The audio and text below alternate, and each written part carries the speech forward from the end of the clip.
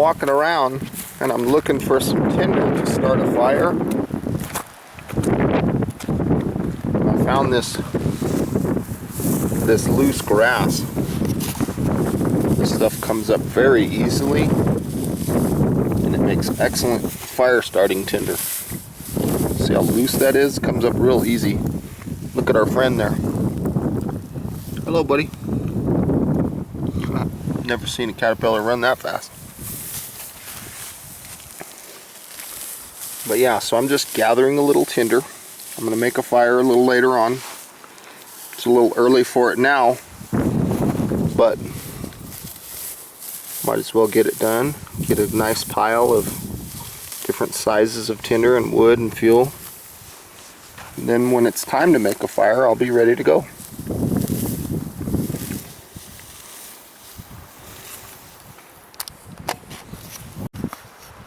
Here's a little natural hole in a rock that I like to use at this location to make fires. I like it because I have these rocks here and it does a very good job of containing the fire.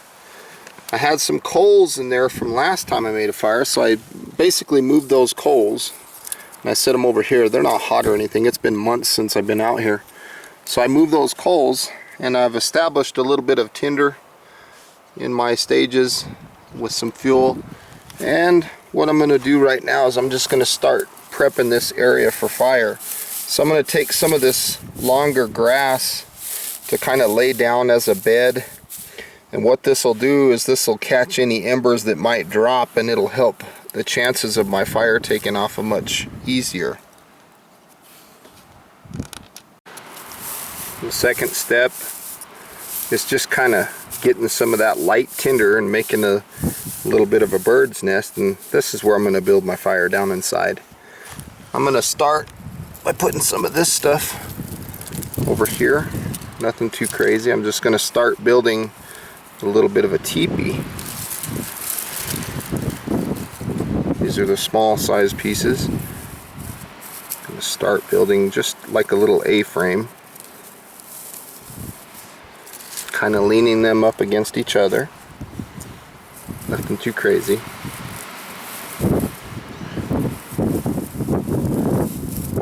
Use a little piece over here for support, you know, kind of rest it against the rocks. Basically just need a few small pieces that are going to catch a flame. Make sure that the wood that you use for this step is really dry. And one way to determine very dry wood is to make sure you're picking up things off the ground and not breaking them off of trees. If you break them off of trees, there's a chance that that wood might be wet. Okay, so you notice how I'm starting to get like a little bit of sticks under here, because my flame is hopefully going to be back here by where my finger is, and as the flame comes up, it'll ignite these little pieces. Okay, so over here to the right, I have just a little bit of small tinder left over, or small fuel, I guess you could say, and I have my fire pit ready to go, ready to take a spark for whenever I'm ready to build the fire.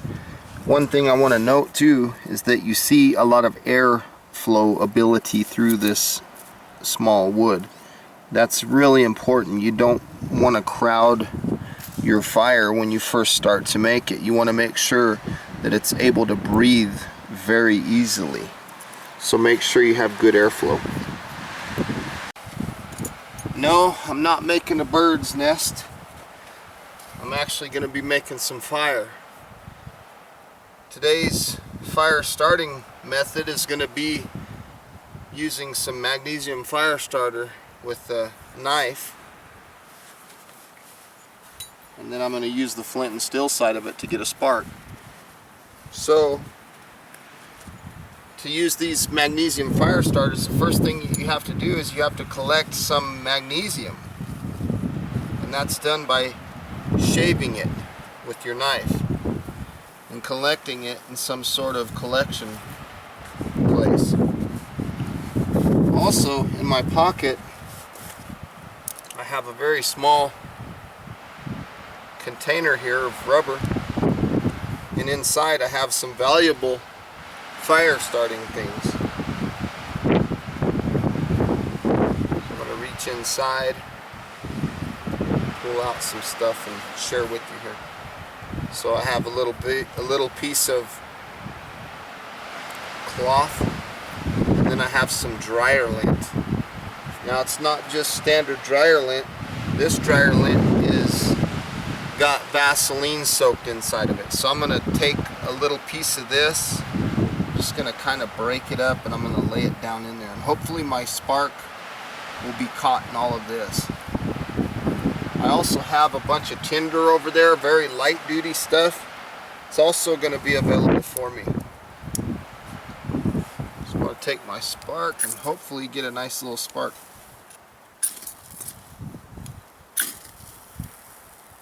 There we go. Hopefully what will happen is these smaller sticks will catch on fire, and then they'll slowly ignite the larger stuff. So I'm going to kind of take this stick and just push it underneath this smaller stuff. And I'm going to keep it moving. If you see a lot of smoke like you do right now, that's a sign or an indicator that you might be about to lose your fire because of lack of oxygen. But once you start seeing flames take over the place of smoke, in other words, you see more flames than you do smoke, that's a good successful indicator that your fire will be successful rather. Kind of hard to talk because it's windy and I'm trying to maintain this fire. So what I want to do is I want to take some of this stuff, I want to put it right on top. Don't get too overzealous with it just yet. Take some small stuff and put it on there too. Use your little stick. Just make sure that you still have flames and airflow through your fuel. You don't want to block that airflow too much. And like I mentioned earlier, an indicator that you can use to know if you're blocking that airflow too much is you'll see a lot of smoke. Okay, so you want to stay away from a lot of smoke. You want to try to keep flames. So I'm just kind of using this stick to kind of loosen things up and create airspace, air pockets, so that I can get this fire put together. So far it's doing pretty good, so I'm going to start putting a little bit larger stuff on. Nothing too big yet, because my fire's not ready for large stuff yet.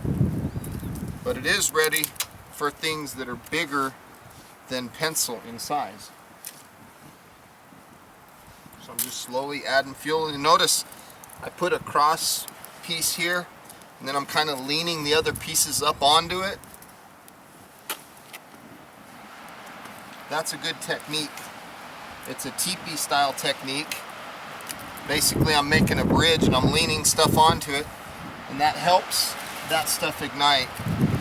And slowly adding more pieces. As long as I see flames, I'm going to keep adding fuel. If I start seeing the flames disappear, it's time to slow down on adding the fuel and make sure that you get flames. But things are looking good, so I'm going to go ahead and keep adding that fuel. Over here I have old coals from the last fire months ago. I'm going to start throwing them in there, down on the bottom. What that'll do is they'll heat up very quickly and they'll start to turn into hot coals.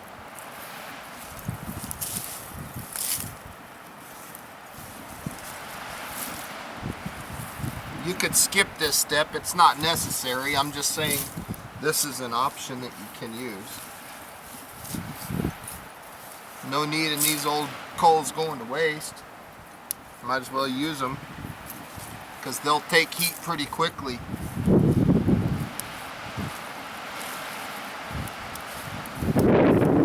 When you put these old coals on the fire, you want to make sure that you're not just putting a bunch of dirt on the fire. That'll smother the oxygen and it'll make your fire go out. So make sure that it's just coals.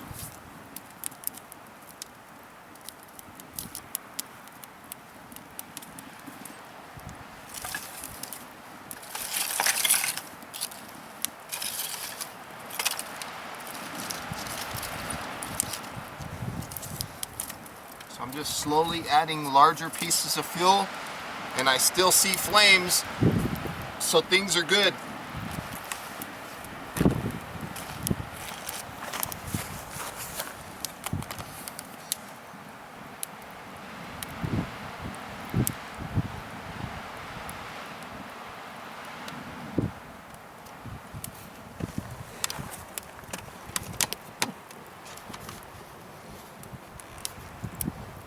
You can see in the background up there towards the top of the screen, I have some larger fuel that's ready to go on when it's needed.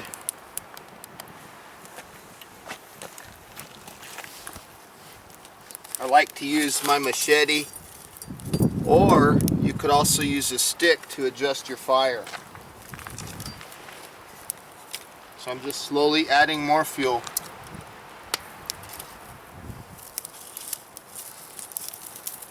Nothing too significant.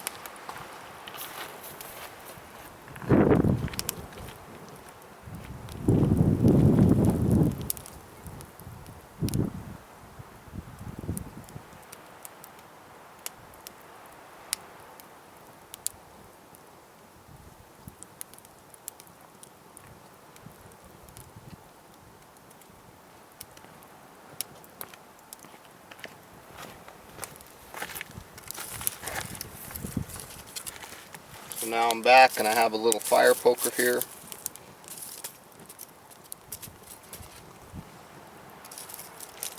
And that, my friends, is how to make a fire. Again, I want to say thanks for watching. Please feel free to leave comments. Please feel free to subscribe. Have a beautiful day, everybody. Bye-bye now.